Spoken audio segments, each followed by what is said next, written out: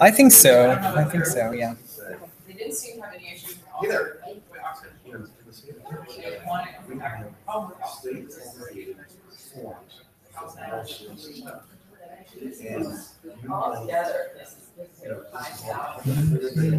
So if you go to, So that was like the biggest downside.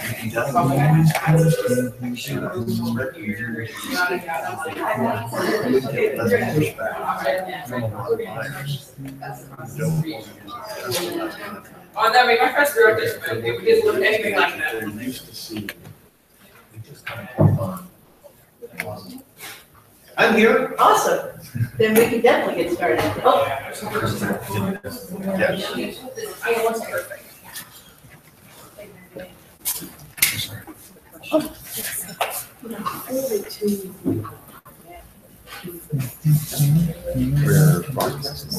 We are, yes. To what?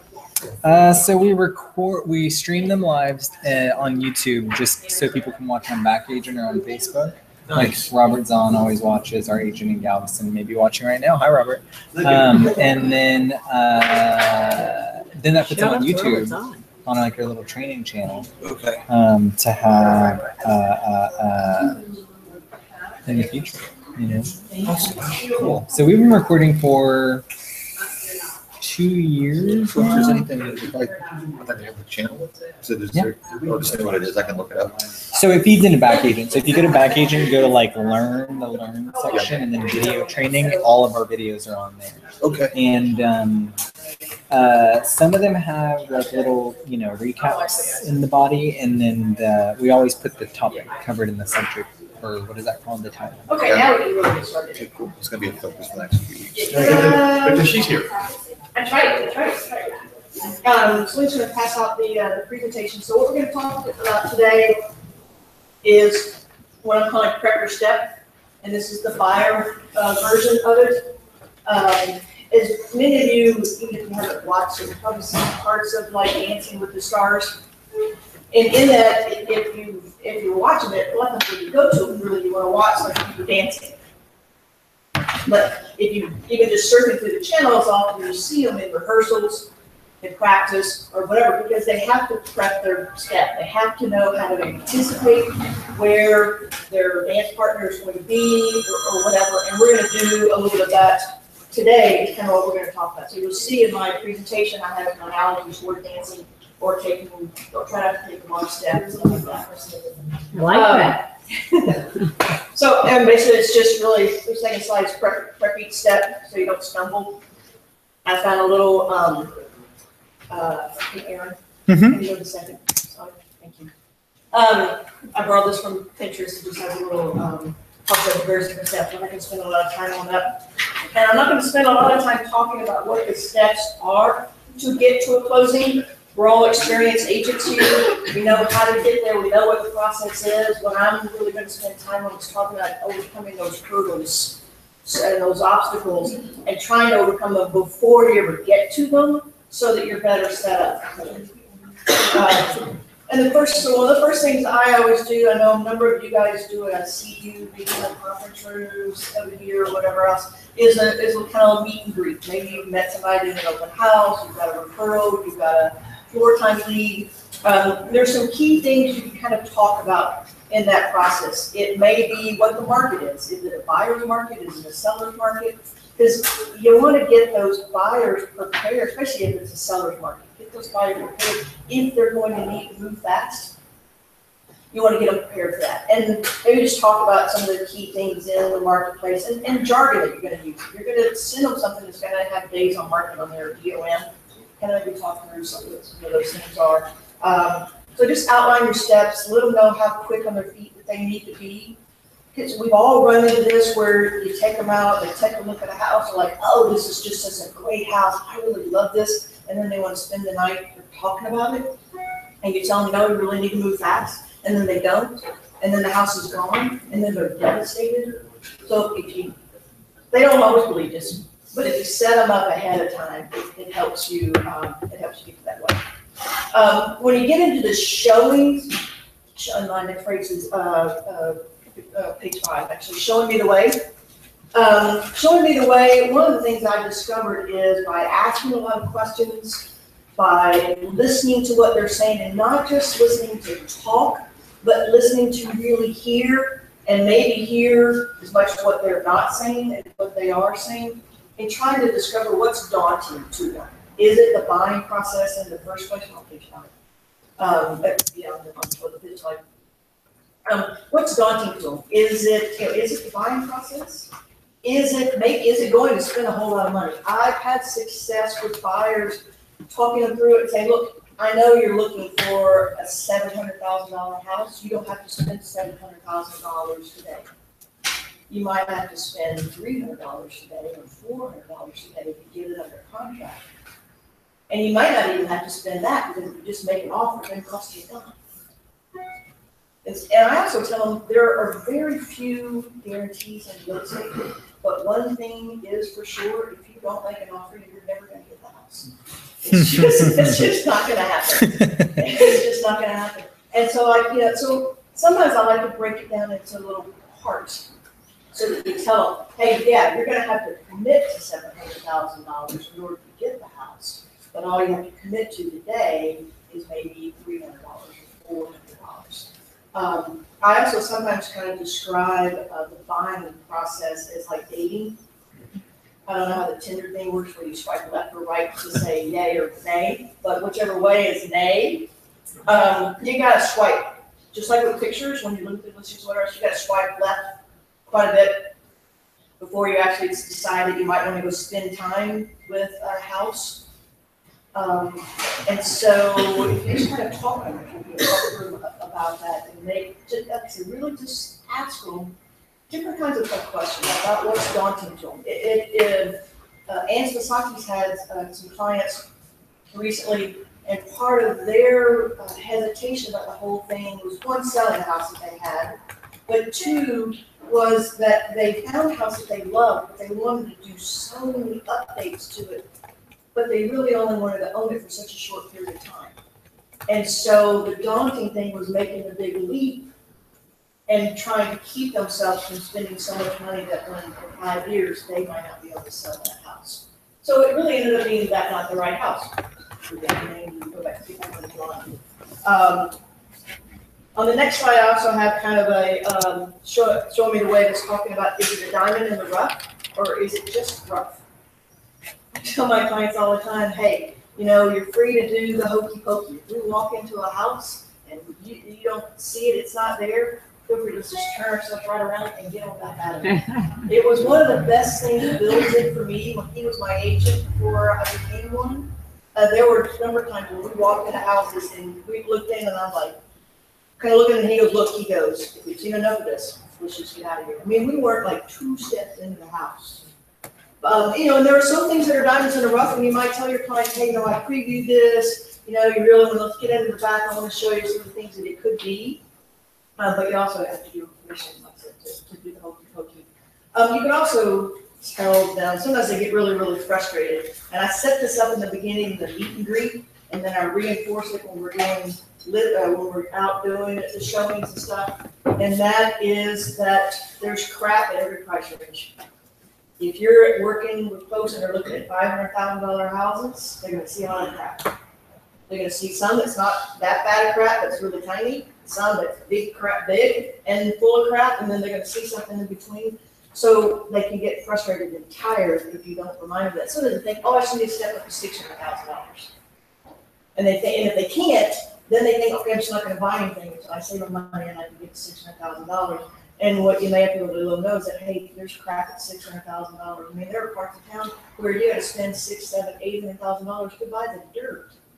So the house that sits on it is definitely a bunch of crap. So I kind of let them know that. And bad pictures don't always mean a bad house. Good pictures don't always mean a good house. There's lots of things that, about that. So there's just things within that process. They can get really tired. And they can get really frustrated in the showing process, and so we have to kind of remind them of those different things. And I put it like the next slide is just, it's kind of really all in the, as I call them, the aim. Listening makes you appealing. Repeating is not irritating, and asking is caring, as long as if you listen. So for example, I had a client who told me they really wanted to live in a certain part of town, and they were looking for various different things. They really wanted to live in the Heights, but they were looking for, a certain price range. They really wanted a pool. They built a pool before. They didn't want a piece of property that had room for a pool because they had gone through all that. But in listening to what she wanted, what I realized was that maybe there was another part of town. So I actually took her over to Ironwood, and we found out how she loved the neighborhood. She loved the house, the pool. She just had a little loft area that she could work from home. It was everything she wanted in the price range that she wanted. So really what I did was I listened to where she wanted to be in the end, and not necessarily the neighborhood. She said, oh, no, it's gotta be the Heights, it's gotta be the Heights, it's gotta be the Heights. And she ended up coming back to me and saying, no, I actually like this better than the Heights. I like, the smaller neighborhood, the little winding roads, various other things. This is what I was looking for. It's what I was giving up in order to be in the Heights. So all one day when she says, yeah, I have to give up a couple things in order to be in the Heights, and I started asking her those questions, and then made me realize it was different things. So sometimes you got to listen to where they want to get to, where they want to be. The next slide, I talk about mortgages, and my little thing there is mortgages. Are you a hurdler? That can be one of your biggest obstacles and hurdles that you need to overcome. If it's an FHA or a VA loan, you need to know that at the beginning and start talking about those things, whether it's peeling paint, wood rot. If it's even little simple things like this termite report, and who pays for that inspection, and who gets those things. And it also could just be how their offer might look as, and being from a presenting standpoint, if you can overcome, if they're just stuck in, I want to be the FHA because I don't have much money to put down, or I really want to put down just a little bit of money. There were other situations actually with the BBA. I had a client who worked for BBVA Compass. Because he worked there, he could put 5% down. He had enough money to put 20% down. So it's kind of almost in the offer stage, but I'll really talk about it since I brought it up. What we did when I presented his offer, recognizing that may be an objective because it was a multiple offer situation, I included in the offer letter that said my client works for BBVA Compass. So one, the process is going to go very quickly, much quicker than maybe what you think it's going to be with a big bank. Two, he's only putting 5% down because he has such great credit, because he has such great resources and assets. So he can just put 5% down, not that he can only put 5% down. So sometimes it's a matter of asking those questions. And what it may also do too is if they think that a VA loan is a better loan, you may discover by asking some of those questions that maybe it's not. But know that there are hurdles, and know that there are going to be objections on the other side, and think about how do you present that as a better picture. Maybe we got it was a conventional loan, but just 5% down, but we were able to put that as a better picture because asking some of those questions.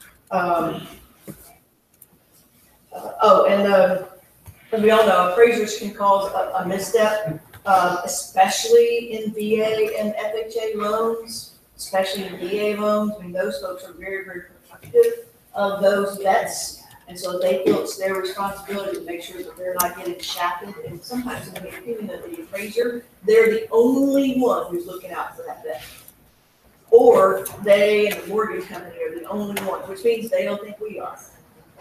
So sometimes it's just in the language that we use when we're talking to them, like, hey, I just really love working with vets. It's such a great opportunity in order to do that. It allows me to give back, it allows me to thank them. There's just languages that you could use in that lets the other side know that, okay, yeah, we're all on the same team here. And it also is very important that the listing agent on the other side, if you want to make sure that they know how critical it is from a presenting from a standpoint of that if it's VA or if it's an FHA loan. And don't jump the gun on the termite inspections. on the DA and the FHA sometimes, it says that the seller is supposed to take that termite report. So, for that termite inspection. So, gotta make sure that you cover that. And if you go and present and get the negotiations on somebody's gonna cover that stuff, or you're going to get money in lieu of, treating those things, recognize how that process works. Those are overcoming objections or hurdles, actually, overcoming hurdles that you may run into after you get out of the option period and you discover that, wait, the seller has to spend money to do this now. And as opposed to, so now we get to, and by the way, you guys have a question? On the offer things, page 9, we talk about how it takes 2 to tango. Some of us recognize that when we go make an offer, and we're have an agent on the other side, a listing agent in these cases, or single buyers, those folks have the same goal as we do, and as the sellers do, and as the buyers do, and that is all of us to get to the finish line, to get to that closing date. There are some of them that are adversarial and difficult to work with, and you usually recognize those pretty quickly. There are ways to negotiate against them. But often, we're all trying to work here together. So, there's phone calls that you can make ahead of time. It's like, hey, what can I make? I hear these guys, making those calls all the time. What can we do to make our offer the most attractive? Is it a lease back? Is it a quick close? Is it those kinds of things? But I always like to review when making an offer, all those steps with the buyers. Currently owned houses versus new construction is a completely different thing. And that's somebody who's looking at both. If you're making an offer on new construction, often there's no option period. Often you put that earnest money down, it's really deposits. You're buying this house. If you're not buying this house, you're walking away from that money. And it's often not $4,000, maybe $14,000, or something along those lines. Why is that? Because they've spent money and they're going to go spend money, and they don't want to go do it unless you're in it. That seems kind of sick. It varies. It varies from where it. What if the buyer loses his job? Anytime a buyer buys a house and they lose their job, it's a difficult situation. But it's not the builder's fault. Yes.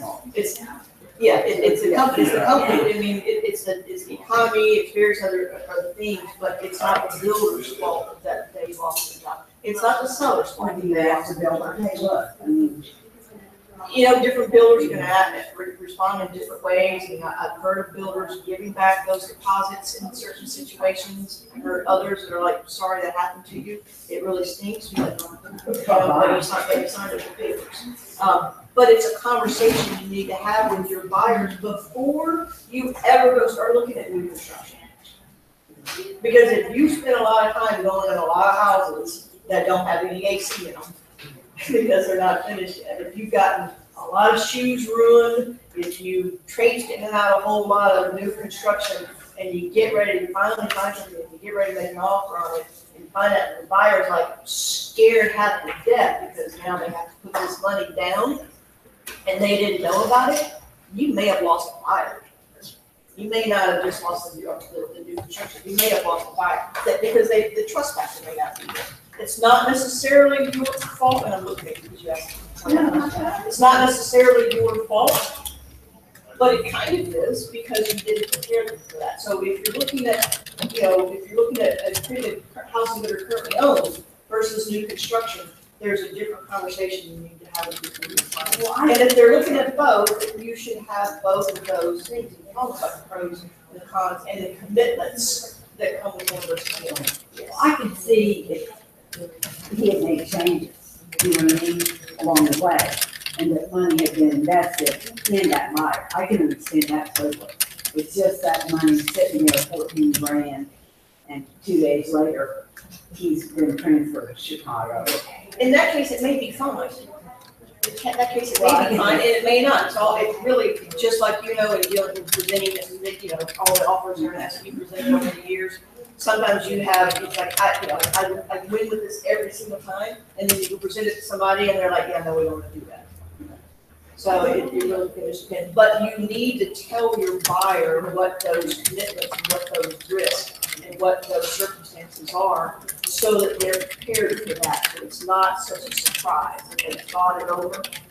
And you're probably gonna get an idea from your buyers whether that's something you're gonna need to tell them 8 times or 1. You know, some of it's just like questions that they ask, or just, you know, other questions that they don't ask. And just like that offer that I talked about, how my client at DBA was able to get 5% down, that's on my point where, like, I knew that they were probably gonna make a question about that, and consider my clients not as viable, as secure, as strong. And so I wanted to let them know that that was not the case. You can't just look at the numbers and assume that that's actually the situation. There are other kinds of things along those lines. And I include I'm kind of bold in some of my offers, whether it's somebody that I've made an offer that I've worked with before, or somebody that I haven't. If it's somebody that I've worked with before, I will remind them that I have a reputation for getting all the way to the closing table, getting my clients through inspections, through appraisals, through all the hurdles and the obstacles and various other things that you do, and that I'm fair, that I'm reasonable. And then I say, it's like, you know, and I'll remind them if they worked with me before. And if they haven't, then the really bold thing that I'll say in there is like, just ask anybody. I just almost challenge them to go ask anybody, what, you know, what I would like to work with. I've had them do that and come back and go, you got it, because you did that, and I figured it was a challenge. I was going to take you up on it, because I figured somebody was going to say something bad about you. And nobody did. Nobody did. You're kidding. They weren't asking the right people. But I'll send them to you next time. To let them know. Yeah, they pay a lot. But I mean, but sometimes the and I have a client that's, you know, looking at a lot of property over in Eastwood. And his thing is, you know, he just wants 2 or 3 day option period, and all he really wants to do is just walk through there with his contractor and figure out that the numbers that he ran through his head when he looked at it with me is what this guy is saying, and then he can do what he wants to do. And I tell him, it's like, rarely, you know, his offers are never the highest. They may be the lowest. Nobody has ever told me that they were the lowest, but I have no sense that sometimes they are. His offers are never the highest, but so that's an objection. That's a hurdle. I have to overcome that hurdle. And so I tell them that rarely has he gotten the property under contract and he hasn't closed. And you also had that 2 or 3 options there. Yeah, the 2 or 3 that's sugar. Yes, but sometimes I tell them, like, look, you know, we want 3 days because we're making an offer on Friday. You may have your contract in the Monday. But if you get some guy in there on Saturday, he'll tell you whether he's good or whether he's not. We don't know within a matter of hours when we've done, you know, that one thing. So, but I tell him, it's like, rarely has he got the property under contract, it hasn't got to the closing table. So I'm overcoming part of the objections. Like, you may not want to take his offer because it's not the highest, but it has a higher chance of getting to the closing table than maybe some of these others. Is it cash? He's cash. Well, That's that's cash or it's hard money. Yeah. But most of the ones that we're doing over there are cash. But, I mean, you know, when I'm a buyer's agent, I'm putting my seller's hat on all the time and taking them back and forth. Sometimes I'm wearing it at the same time. You know, a cap come this way, a cap going that way. And I know my clients, because sometimes they're a little eye that, but I know my clients get tired of me sometimes saying, in my experience, sellers react this way when you do this. I say it to them all the time. When I'm working with sellers, I say the same thing. Buyers tend to react this way when you're doing this, which kind of takes us partly to our next slide on the offers. In that, you know, we're going to talk about it, you know, if they're making a lower offer, or what I call sometimes a one-sided offer. A one-sided offer is, I'm going to only offer this price. I want the washer, the dryer, the refrigerator. I want the gas grill. I want the, you know, the front porch swing. I want you to mow my grass for the, you know, every week for the rest. I don't know, you know, whatever it is. It's a one-sided offer. It's like, I'm not giving you one single thing and go on that. You know, I'm not giving you good price or whatever. Sometimes what helps in those situations is explaining to them, sellers tend to react this way if you do that. So I'll tell them, you know, notice in the negotiation class, you have to, it's usually good to give something when you ask something, and what you're giving doesn't have to be the same value as what you're asking. If you're asking for the washer and the dryer, maybe give up the home warranty. The washer and dryer, or refrigerator might cost a whole lot more than a home warranty, but if you give them, you know, $500 and you take $2,000, you know, it makes it a little bit easier. So I try to explain that to my buyers. And I also try to explain to them, really try to determine what they're trying to get and see if there's a different way of doing it that has a higher chance of being accepted. And that, I've had success with that, and I explain it to them, like, hey, I see what you're trying to do, how about if we try to do it this way? I still get you what you want, but we have a higher chance of getting it. And maybe it's giving up the home warranty, maybe it's giving, you know, a lease back for free when we were gonna charge something in the past, you know, whatever it may be. But listen to what they're trying to accomplish. It's not always, we're not just executors, we're also thinking about the future. And Would that be a turn off though? Well, when you go in, you're like, me,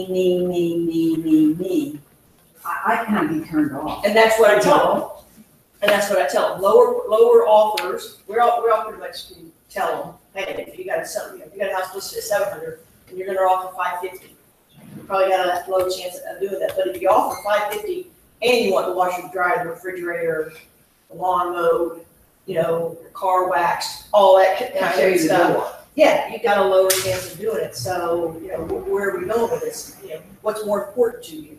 Is it, you know, you don't want the inconvenience of having to buy a washer and dryer and refrigerator? Because every once in a while you look at that, you're like, you remember what that washer and dryer looked like? Because I'm not sure I want to wash my clothes in there. Do you really want that? Or you just think it's going to be a big pain in the butt to go buy one and get it delivered? You know, so sometimes you have to, you know, ask those kinds of questions. So it really is a matter of what are they trying to get to? Sometimes if you can just figure out what they're trying to get to, you can help them get there in a better path that has a higher likelihood of getting accepted. It kind of really goes back to that whole listening and asking and stuff. Let's say once you made your offer and you've got it under contract, we go to the next slide, inspections. It certainly is a place where we can all have hurdles, obstacles, stutter steps. We can get tangled up in our own feet, have a big mess going on. We spent so much time getting them all this way and then have it fall apart. One of the things that I do as soon as I schedule an inspection is I tell them, you're going to find out more things about this house that are going to make it sound like this thing is just not built well, or this seller has never taken care of it than you ever thought imagined. I just put it right out there. Like, that's not necessarily the case. That's one of the reasons why I'm here, is to tell you what occurs with most houses of this age, what is a big deal, what may really be like a, let's just do the hokey pokey again and turn ourselves around and get out of here, you know, or whatever. And I tell them, it's like, look, just because you're buying new construction doesn't mean there's not going to be things that aren't right.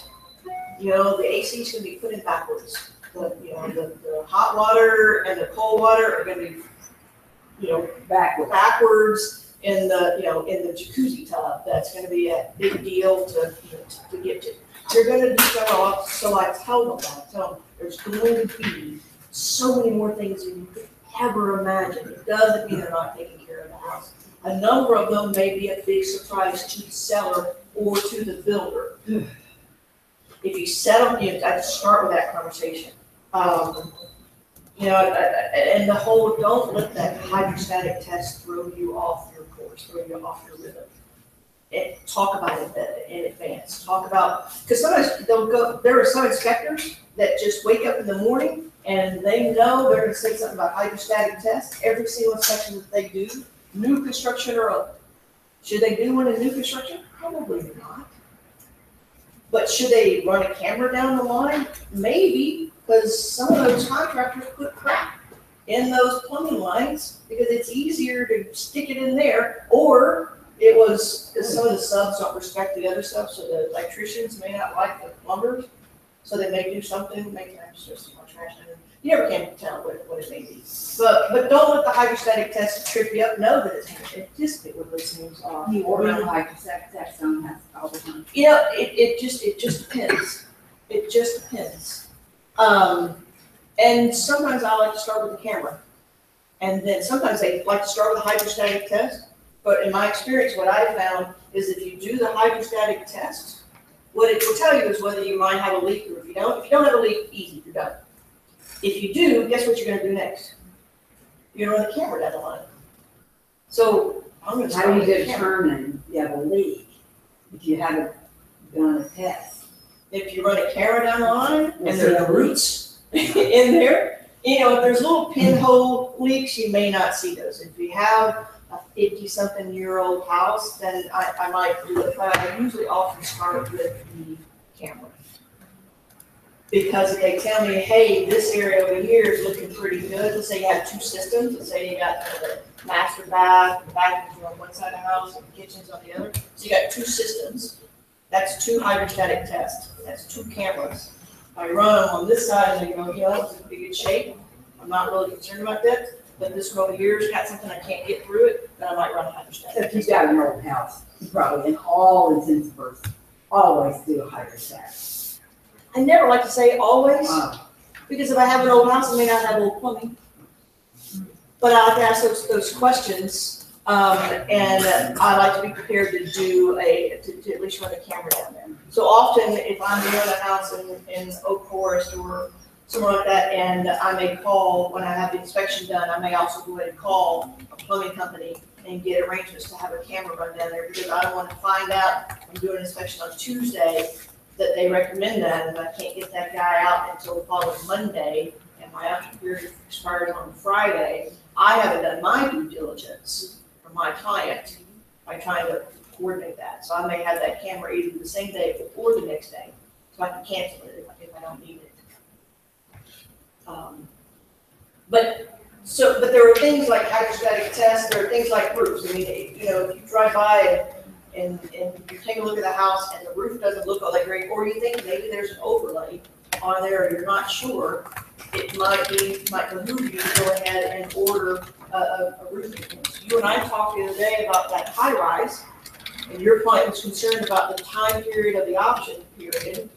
And we talked about the different things in the house. The only thing that she was concerned was the air handler. So I said, why don't you order an HVAC guy out there to take a look at your air handler at the same time you do your inspection? So your client will feel better about the short option period was 10 days. Yeah. So there's sometimes in that case, you ask a couple of questions. One, what's the thing to make you feel better about this? And two, what is it that makes you think 10 days are not adequate? Sometimes the buyer will end up telling you something that you weren't aware of that you need to be prepared for. And it could have been a bigger deal further down the road. So sometimes it's a matter of, you know, is there a roof? Do I need that? Do I want to go ahead and order somebody take a look at the ancient AC system, the roof, the plumbing, and whatever else, arrange all those things. And we have a great resource with Frank to help us do those kinds of things. Talk about endearing this with the buyer, because they can feel better about that. Because then if you've got somebody saying that your AC doesn't work, and somebody looking at it and going, yeah, you know, it just needs to be cleaned, then your buyer's going to feel more comfortable about your request, and focus maybe on the bigger things. So, anticipating those things. And then what I also do when we're reviewing around page 12, slide 12, on the inspections is, Mark and Becky have heard me say this a million times, we like to review a lot of inspection reports together. Amanda has heard these things. Two things that I often say in this is, what is it that is common for a house of this age? And what is it that the seller is going to have to take care of, probably for any buyer?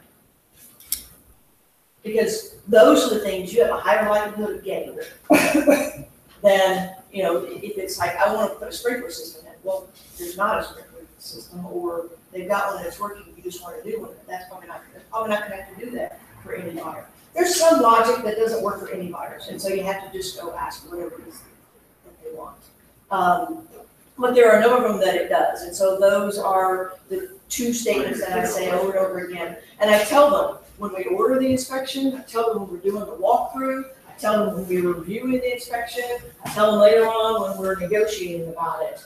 Those two things. These are the things that are common for a house of this age. You could go spend $500 to $1,000 for 4 or 5 houses that you get under contract, and you're going to find the likelihood that you're going to find the same thing is incredibly high on all those houses. We either need to look at different houses, or we need to figure out how to come to grips with this. Or, and the same thing I follow up with, these are the things that sellers are probably going to have to do for almost any price. So we have a better likelihood of getting these things. Like what? Termites. I rarely have had a situation where I haven't been able to get a seller treat for termites. I did have a seller once tell me there's not any termites. I'm like, there are termites. I saw the termites. He's like, those are so, the kinds of tubes or whatever. I'm like, dude, I know termites when I, one, I know You termites can't when I tell see them. termite me. 2, my inspector knows termites when he sees them. 3, the termite guy of all of us knows termites when he sees them. There are termites. I ran into that, I ran into that seller and that listing agent 3 or 4 months later at an event, and he goes, "Oh yeah, I remember you." He goes, "Guess what?" I said, "What?" He goes, "There were termites." I don't know how to guess that. I don't know. You're the only one. That's a surprise too. Yeah. It just on the inspections, some of the inspection companies, especially for the HVAC systems, document the age of the system, and then they put a note in it that says expected life or life expectancy is X. Therefore, if you don't prep your buyers for that statement beforehand, it can lead them down the garden path of thinking, oh, this system's going to quit working in 6 months and 4 days because the system's this old. And they'll go in wanting the sellers to replace the entire air conditioning system. And it's like, no, that's not what this says. Is the system cooling? Yeah. Okay, then are you gonna fix it? The sellers, so have that conversation with your buyers beforehand, especially if you can find out who their inspection company is and say, hey, these guys are very thorough.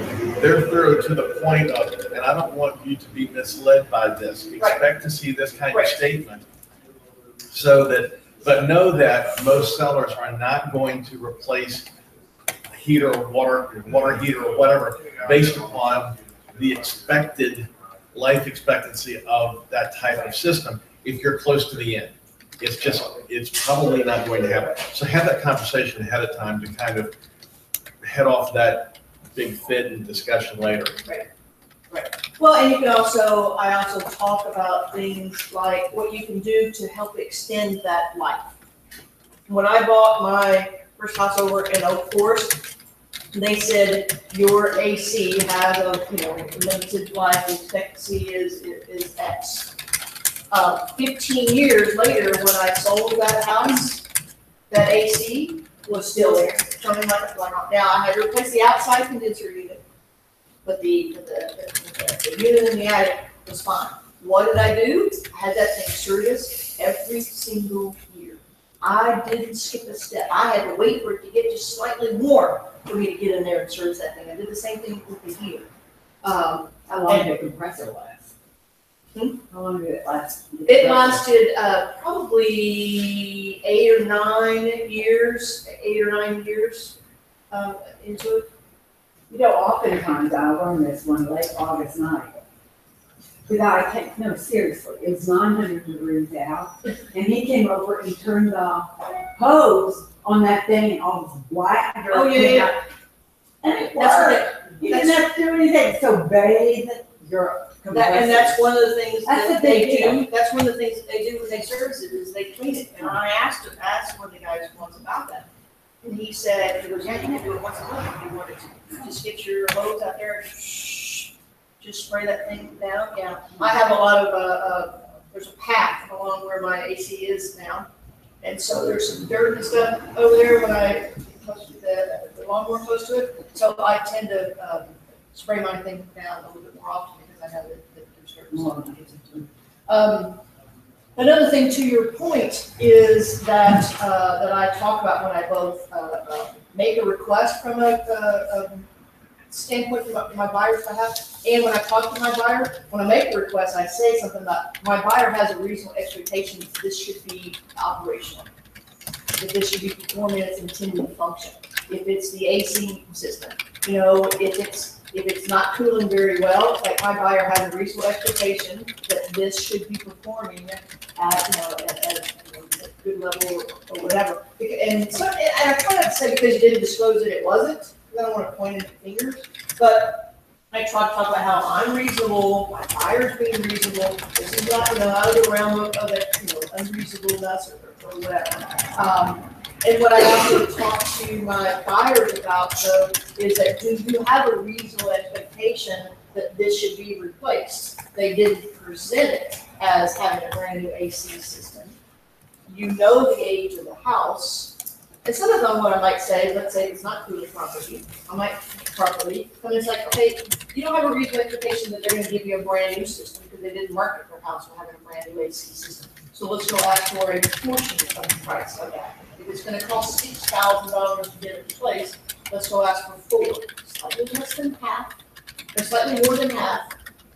But still maybe fair, or maybe even half, something along those lines. And I tell them you have a better chance of getting $3,000 than you do of $6,000. Yeah, they give you a new AC, but they didn't tell you you were getting a new AC, so you actually get $3,000 towards that, and you could fix it while you save up the rest of the money to go ahead with it.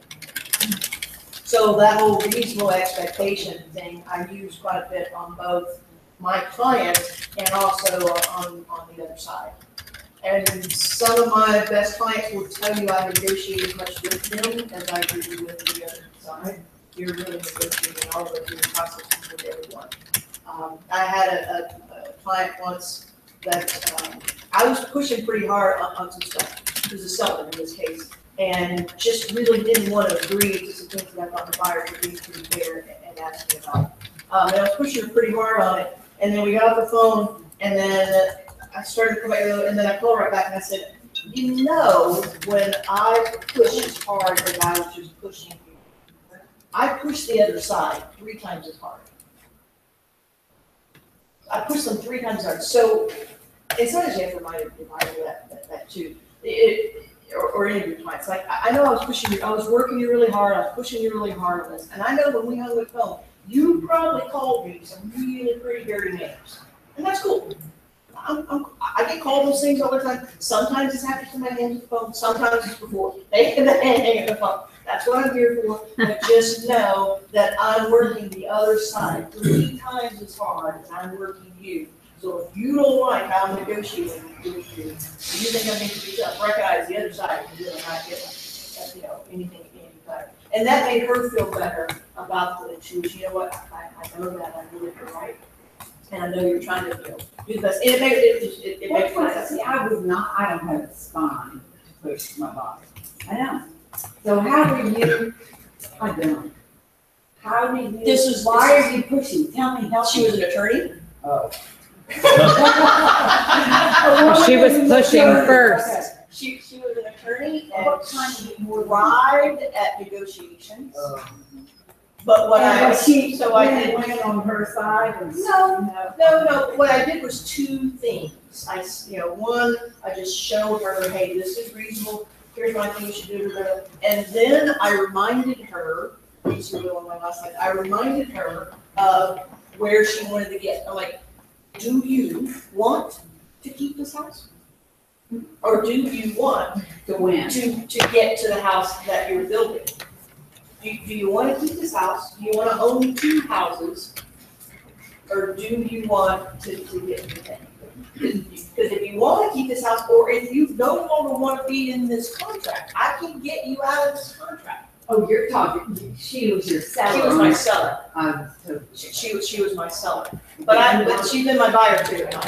okay. But that's, Okay, so she's building a new house, she's doing but this. she's pushing so hard on this, what do you, I got it, okay. So, and that's, like, so one of my last slides, it's one of the things that you have to, and I've kind of mentioned it a little bit, one of the things that you have to, I find to be really, really helpful, and Sasaki's in that situation was very helpful for her, and that is remind your buyers or your sellers, remind your clients of what it is they want to achieve, where they're going, where they want to be. And sometimes you just have to flat out ask them, do you really want to buy this house? Because they might say no.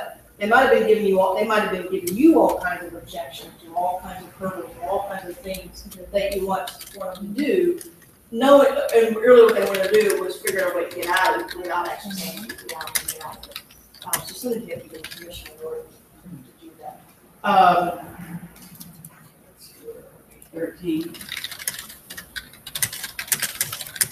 Okay, so now we're into mortgages, and that's part of where you get into this whole thing where you're after the, you've worked really hard, you've got out of the option period, you've got all your repairs negotiated and everything else. And then you have the mortgage company try to pull like what I call the secret step, 1 or 2 secret steps. One might be asking for a copy, and so you have to prepare your buyers for the fact that the mortgage and lender may do this. No. And you have to be really careful about how you do it, because the mortgage person is representing themselves as being the only one who's looking out for their client. You're representing, I like to represent myself as I am part of a team that's looking out for you. We're all looking out for you. I'm doing the mortgage book or whatever. But sometimes there are mortgage brokers like, I really have your best interest at heart. The buyer, your agent's just trying to get a commission, But so sometimes what they'll do is they'll ask for the inspection report, or they'll ask about closing costs. Jenny had one of these recently. They kept asking her over and over, her and her buyer, over and over and over and over again. What's this closing cost for? How come you're able to get such a great reduction off the sales price of the house? And we had a conversation about it, and she was smart enough to go to her buyer beforehand and say, hey, this is what you ought to do. This is what you're trying to do. This is what you're trying to achieve. They're trying to figure out whether there's repairs, or whether they're, and part of their whole thing is they're protecting themselves. Yeah, it is their liability, is the buyer getting money because there's repairs that are needed on the house. Am I about to lend money on a house that really isn't worth its value or whatever? What did she say? What she said was, and what she told her buyer, and her buyer bought into it, wholeheartedly, which means that she had done her job well in advance of that, creating a trust with that buyer. What the buyer said was, my agent is really, really good. She got me a great deal. Just right there. The agent is really, really good. It's a shame I can only buy one house from her. My agent is really, really good. And what Jim said was, I'm really, really good. I'm a very, very good negotiator. Maybe you haven't experienced this very much, but I'm really, really good. And I was able to get this from my buyer. You should be excited about it. It means there's probably more equity in this house than what he's going to actually do. Well, I had to nicely say to the mortgage guy, I wonder, no, I'm not sending you the inspection report. I say, It's none of your I said, business. why do you want it? I had a client who was a buyer, he had a VA loan. They were asking him for copies of the inspection report, copies of the termite thing, various other things. And he said, his radars just went up, and he said, why do you want it? He goes, if there's any questions that you have for me, then I'd be happy to answer those. But as I understand it, this is a confidential report that has been prepared for me. And that it's not very common that mortgage lenders, it is something that you require in order to make a loan work. You didn't tell me about this in the beginning. This was not something that you indicated to me that would be part of the process. Should I rethink where I'm going to get my loan?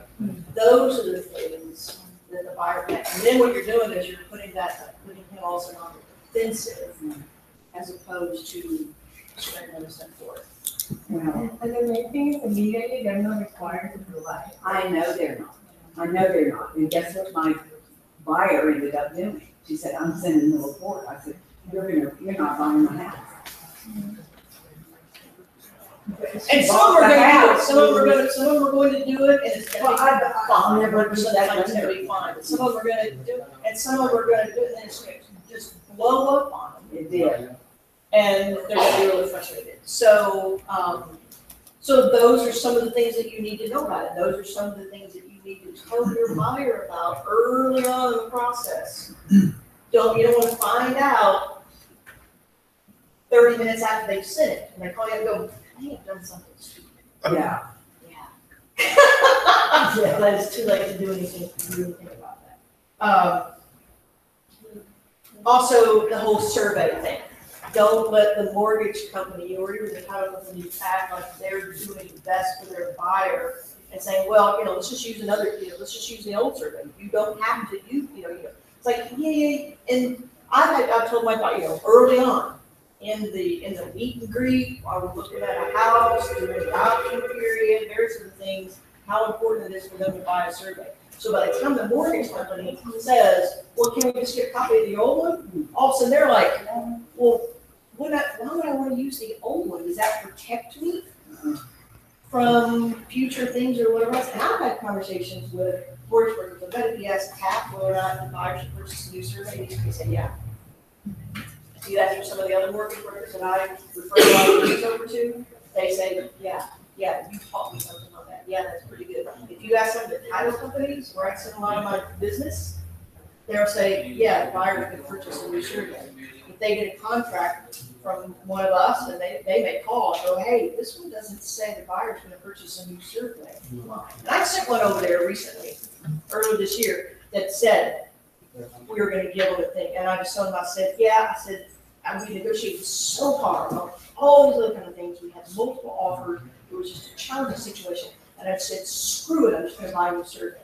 I'm not going to resend this contract back one more time so that they will check the buyer and purchase a new survey. I'm just not providing the T4. We're not providing the T47.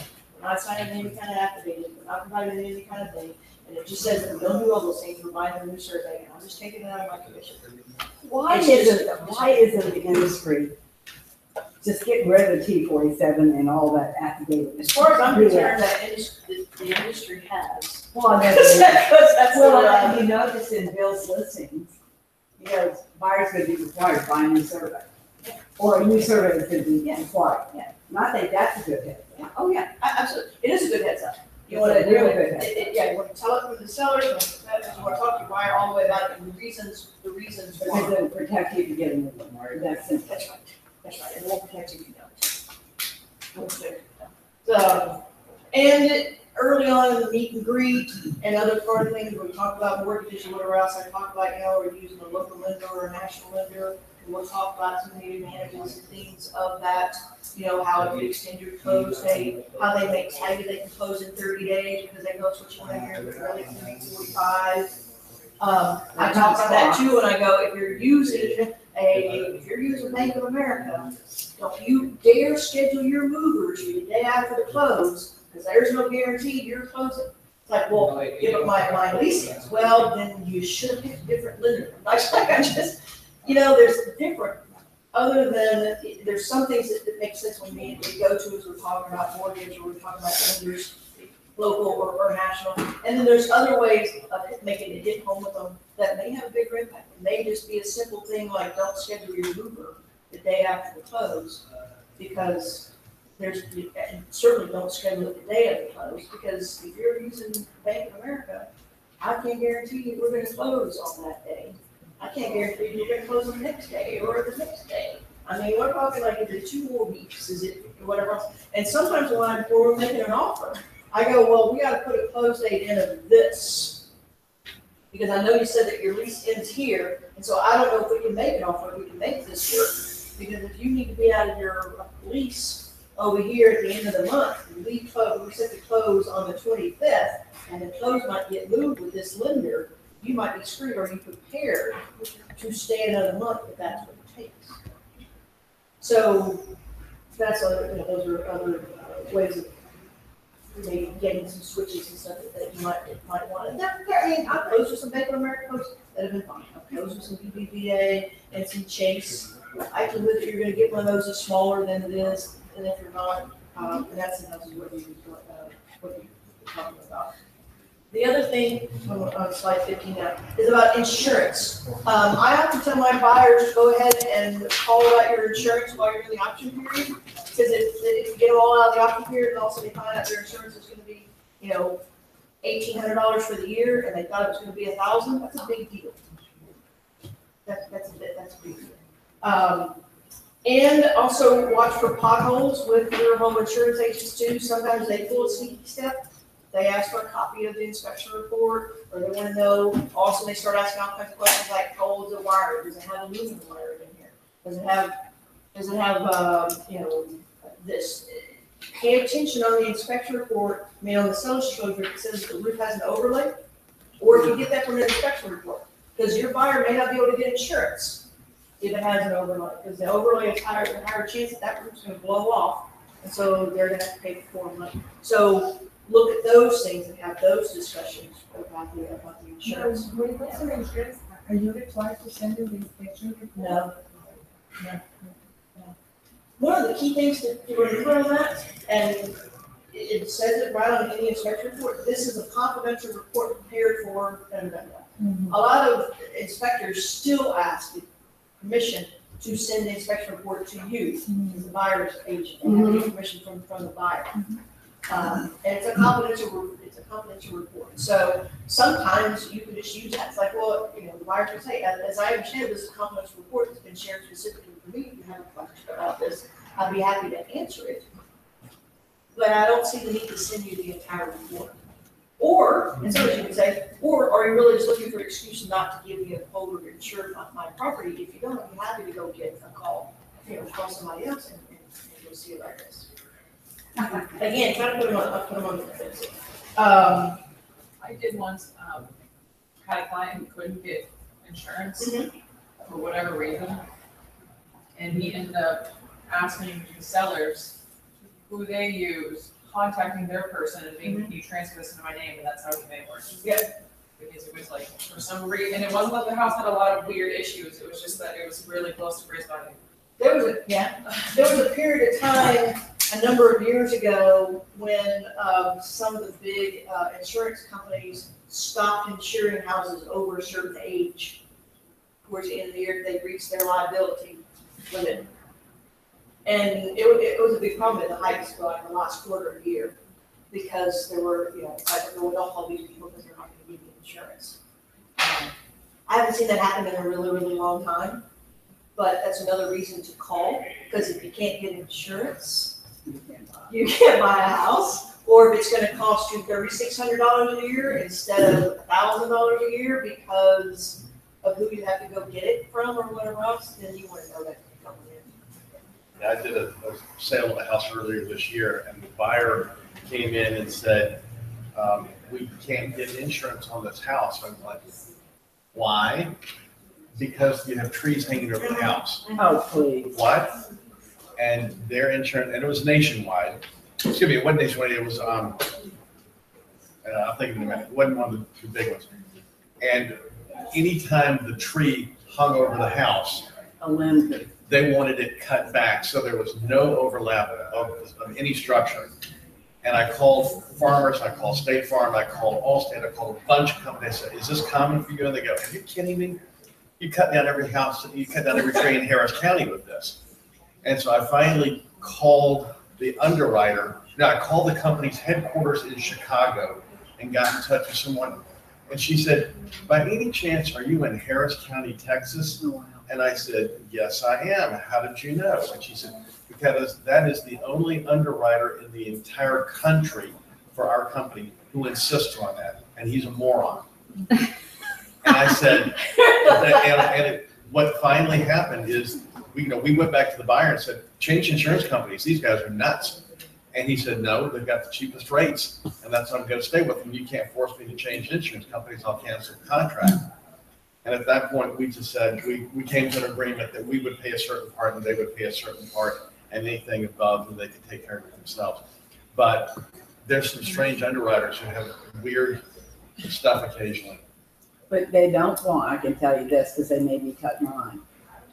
they don't want it touching their roof. That's different. Touching I know, but Touching touch roof. it just, I know. Touching your roof is I bad. completely get touching roof, I do except too. where's a hole? Yeah, that's But sort of this is like 30 feet up from the roof. Yeah, Now, if it's hanging over the building, it's gotta be cut back. no. Another nice tip just to talk about with your buyers about insurance and insurance agents. Your relationship with insurance is a long-term commitment. You want to make sure whoever you sign up with, whoever your buyer, whoever you and your buyers sign up with for insurance is going to be there when you want them to be there. And if they have the best rate, that doesn't, you want the best rate to get your mortgage. You want the best agent to help you buy your house. You want the best insurance policy on your house. You don't necessarily want the cheapest, you want the best. We've done business with my insurance agent. I cannot remember, I worked for Coca-Cola when I started doing business with this agent. And I left them in '97, so it's been a long time that I've been with him. But part of it is because anytime I've ever called him, it's been immediate. And it's also been hey, I'm calling you, it's hypothetical. I'm asking for a friend situation, It's like, no, you don't want to do that. You don't want to call me on that. You want to call these people, or you want to do it this way, or whatever.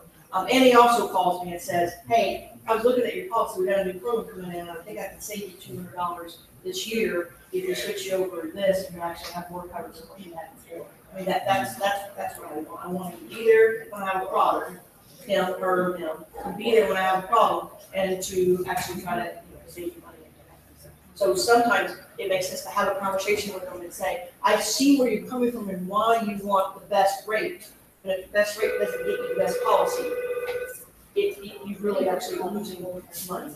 Because if the tree falls in your house, these people may actually find a whole lot of other reasons why not to give you any. Unfortunately, I represented the seller versus the buyers, so I couldn't really have that.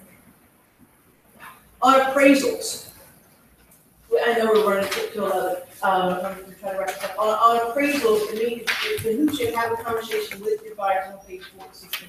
It behooves you, just like 16, it behooves you to have a conversation with your buyers about what's going on in the appraisal process and what things could happen and what it means. If you get appraisal that doesn't come in at value, it doesn't necessarily mean that you have an opportunity to renegotiate that price. It could just be a bad appraisal, and you may have to work with the seller and with the seller's agent on the appraisal in order to get that thing to work. It could be a valid appraisal, and it still may not be able to work. And sometimes you have to explain to them because sometimes it's not anybody's fault that the appraisal has come in short. It may not be the seller's fault. It may not be the buyer's fault. It may not be anybody's fault other than maybe the appraiser. And it may not be anybody's fault who can do anything about it if the appraisal has come in. So I like to have those conversations with them so that if it comes in value, everybody's relieved and we're all good to go. If it doesn't, I don't want them to immediately start thinking, well, the seller overpriced the house, the seller just has to bring the price down or whatever else. That's one step, that's one possibility, but it's not the only option. Again, these are just things, that I like to do early. On the survey, when you get it in, I like to order it early. I like to look at it thoroughly. I like to ask any questions that they may have about it. They're not always right. So I've gotten surveys in sometimes that say, it's in a floodplain, it's not in a floodplain. Or, there's this easement and, we had a conversation with somebody reaching over here and said, no, there have been things that are wrong. So don't hesitate to take a look at it, ask any questions, and check to make sure they surveyed the right property. Yeah. Because they may have surveyed the property next door, and, check the legal descriptions, check the things all the Google process, but do that. And then, I don't think it makes a difference in regards to surveys. We had an issue with. by the way, welcome David Diamond, one of our new. Hi, David Diamond.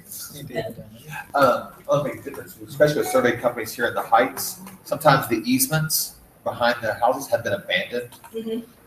When we did 101 Tabor, the easement had actually been abandoned. It had been terminated 2 houses over. So we were actually able to absorb that portion of the property. The survey company didn't catch it. I mean, I don't know if that's common. Anybody else run into that? But I mean, it could happen, especially there, like the heights. Yeah, it could happen. I mean, I don't think it's terribly common, but it could happen in neighborhoods like the heights. But those are some of the questions that you want to ask, whether it's from our team over here or the title company or, you know, or whoever.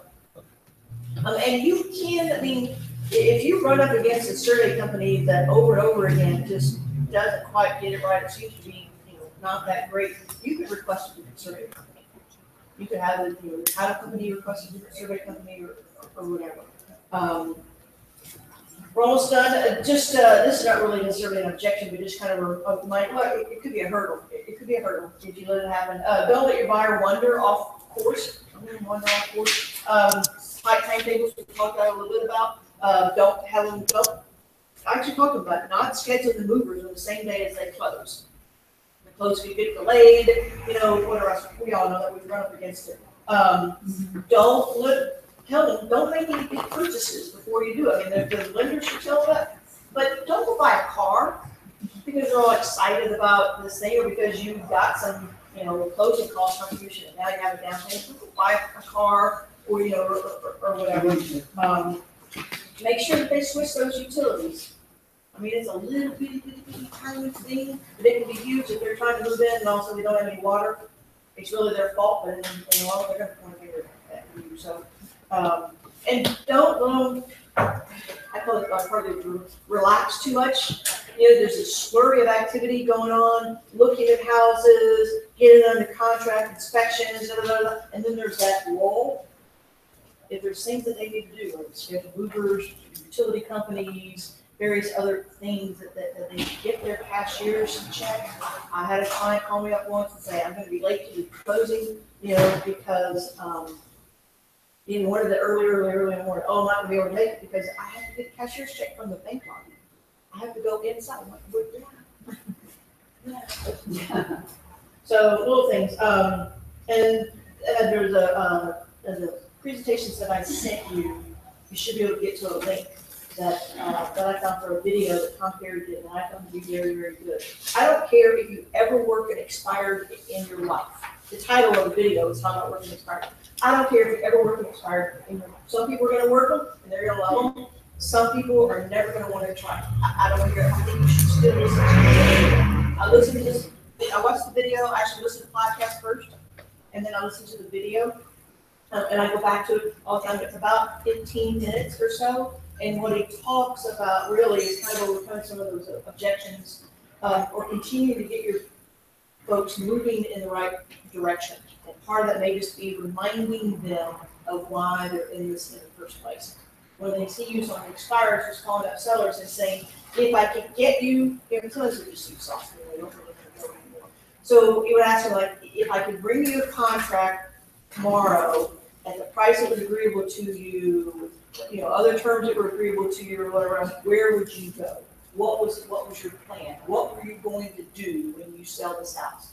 And if they start thinking about, oh, well, I was going to retire, I was going to go to the lake, or oh, I was going to buy this really cool house I saw that Boulevard Realty has listed that I just really, really want, you know, I was going to move into the Heights, I was going to move into another area. If they start thinking about that, it helps them get back on board with the actions. So sometimes there are things you can do from that in a buyer's standpoint. You know, if they're really frustrated in negotiations or whatever else, and I just don't want to go any further on this. I don't want to buy this house. You know, you can remind them of, you know, when you bought this house, what is it that you're going to, if we could come to terms with the seller on the things that you're requesting, what is it you were going to do with that kitchen again? What is it that you were going to do? When were you going to move in? How much were you going to enjoy the shorter commute? Some of those things kind of help remind us of that. And sometimes we have to do the same things with ourselves.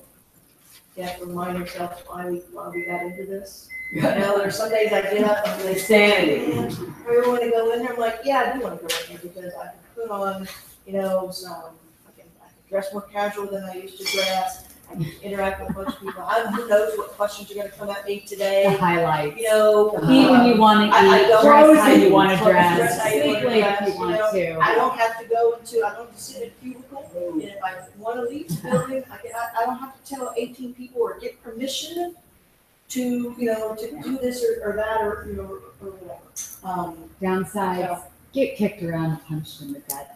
Yeah.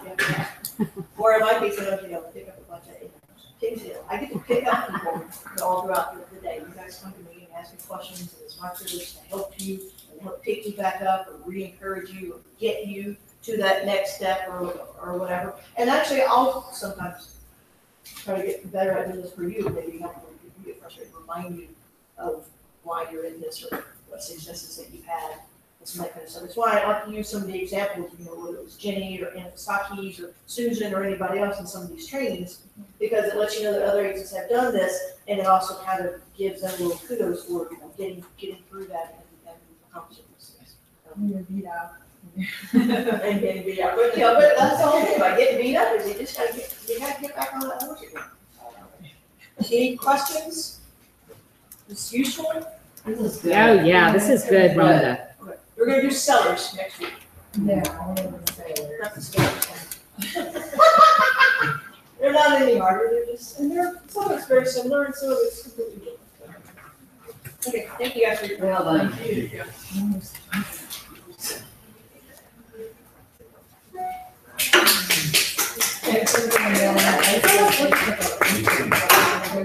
Yeah. Agenda.